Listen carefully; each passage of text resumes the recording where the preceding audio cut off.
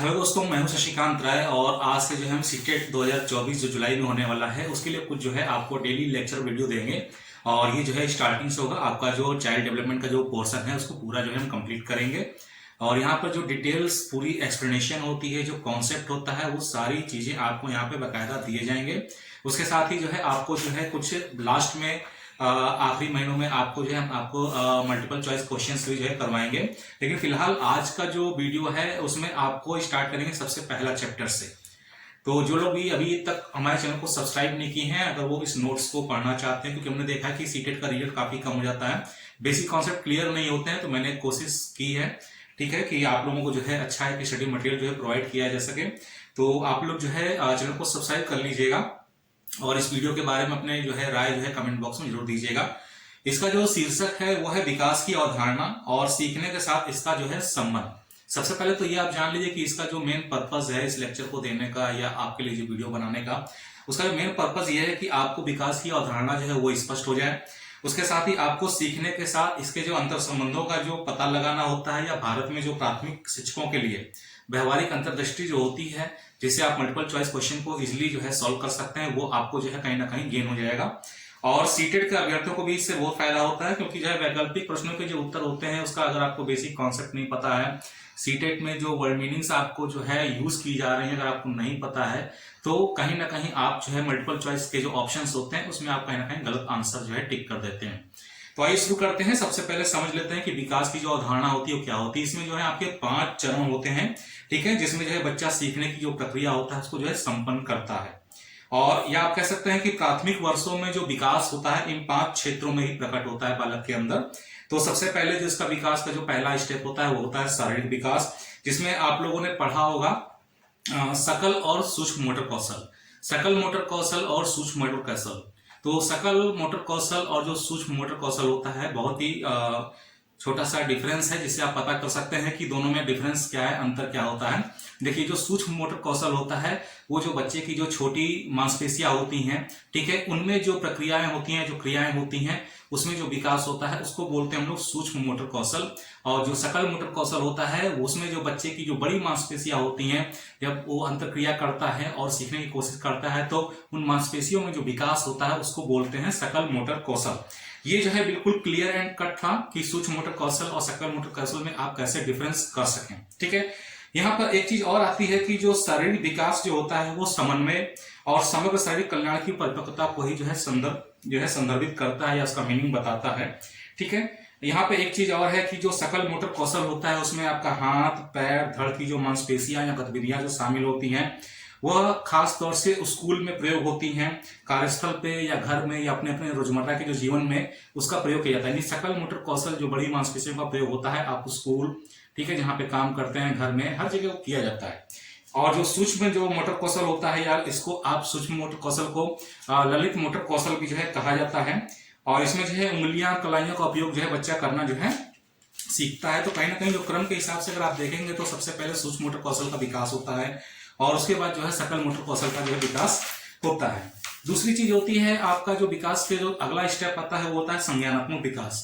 संज्ञानात्मक विकास में जो बच्चे की जो क्षमता होती है, उस सोचने की क्षमता का विकास होता है, समस्या सुलझाने के जो कौशल होते हैं वो विकसित होते हैं, रचनात्मकता आती है और आलोचनात्मक तर्क का विकास होता है, ठीक है। तीसरा जो होता है वो है आपका भावनात्मक विकास। भावनात्मक विकास में भावनाओं, सहानुभूति, लचीलापन और आत्मचिंतन को पहचानने और प्रबंधित करने के लिए बच्चा जो है ध्यान केंद्रित करना जो है सीख जाता है। तो 3 आपके विकास हो गए। पहला आपका जो है हो गया शारीरिक विकास, दूसरा हो गया संज्ञानात्मक विकास, तीसरा हो गया भावनात्मक विकास। चौथा आता है आपका जो है सामाजिक विकास। सामाजिक विकास में इसमें जो है बच्चा जो है साथियों के साथ या वयस्कों के साथ प्रभावी ढंग से जो बातचीत करना होता है, या दोस्ती जो है विकसित करने की या मित्रता विकसित करने की जो कला होती है, या सामाजिक मानदंडों को जो है नेविगेट करने की जो क्षमता होती है वो कहीं ना कहीं हासिल कर लेता है। इसके बाद आता है आपका लास्ट में जो है नैतिक विकास आता है। नैतिक विकास में इसमें जो है बच्चा सही गलत की समझ उसके अंदर विकसित होती है। नैतिक निर्णय लेना, स्वयं और दूसरों के प्रति जिम्मेदारी की भावना को बढ़ावा देना भी इसमें शामिल होता है। विकास और सीखने के बीच अब संबंध क्या है ये पता कर लेते हैं, क्योंकि आपने 5 विकास के जो स्टेप थे जिनमें बच्चा विकास करता है वो पता हो गया आपको। शारीरिक विकास है, संज्ञानात्मक विकास है, भावनात्मक विकास है और सामाजिक विकास है, और लास्ट में नैतिक विकास आता है, ठीक है। अब इसमें जो है इन दोनों के बीच में, विकास और सीखने के बीच में संबंध क्या है वो देख लेते हैं। एक्चुअली में क्या होता है, ये आपस में एक तरीके के सहजीवी संबंध स्थापित करते हैं। प्रत्येक एक दूसरे को प्रभावित करता है, या आप कह सकते हैं प्रत्येक एक दूसरे का पूरक होता है। इसमें जो है सबसे पहले जो संबंध विकसित होता है वो होता है विकासात्मक तत्परता। विकासात्मक तत्परता का जो छोटा सा जो मीनिंग होता है, विकासात्मक तत्परता होता है कि विकास के लिए तत्पर रहना, यानी कार्य करने या प्रतिक्रिया करने की तैयारी। जो बच्चा होता है उसमें जो विकासात्मक तत्परता देखने के लिए मिलती है, उसका मतलब क्या होता है, कार्य करने या प्रतिक्रिया करने की तैयारी। सीखना तब तक प्रभावी होता है जब बच्चे के विकासात्मक चरण के साथ संरेखित हो। ठीक है, सीखना कब प्रभावी होता है, जब बच्चे के विकासात्मक चरण के साथ में क्या हो, संरेखित हो, यानी क्रम से हो।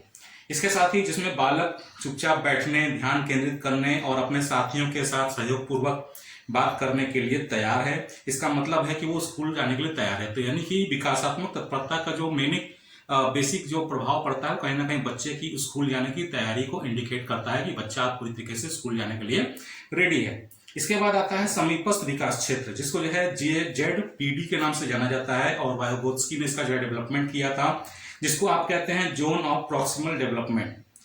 इसमें क्या होता है कि स्वतंत्र रूप से और सहायता के लिए कौशल हासिल करना। ठीक है, समीपस्थ विकास क्षेत्र का मतलब क्या होता है, स्वतंत्र रूप या सहायता के लिए जो है कौशल हासिल करता है, और इसके बीच का जो अंतर आता है उसको बोलते हैं समीपस्थ विकास का जो क्षेत्र है वो कहलाता है। ठीक है, जब बच्चों को ऐसा कार्य दिया जाए जो उनके वर्तमान स्तर से थोड़ा अधिक मुश्किल हो, तो वो बेहतर जुड़ते हैं और सीखते हैं। जैसे एक बच्चा जूता बांधना सीख रहा है, उसको जो जूता बांधना सिखाना है आपको, तो क्या करते हैं आप उसको सबसे पहले जूते की जो पट्टे होते हैं उसको चिपकाना सिखाते हैं। इस तरीके से क्या होता है, उन दोनों के बीच का जो अंतर डिफरेंस निकल के आता है, उससे बच्चा जो है धीरे धीरे अपना जूता जो है बांधना सीख जाता है, और उसके निकटतम विकास का जो क्षेत्र है वो अपने आप उसके समीप आता है, जिससे उसके अंदर जो है एक कौशल को कंप्लीट करने की जो डेवलपमेंट पावर होती है वो विकसित हो जाती है। इसमें जो है एक चीज और एग्जाम्पल आता है समीपस्थ विकास क्षेत्र में, जैसे शिक्षक जो है मदद कर सकता है बच्चों की, छात्रों की प्रश्न पत्र को हल करने में या किसी भी समस्या को जो है हल करने में। इसके बाद आता है रचनावाद। रचनावाद भी जो है विकास और जो है सीखने के बीच में संबंध स्थापित करता है।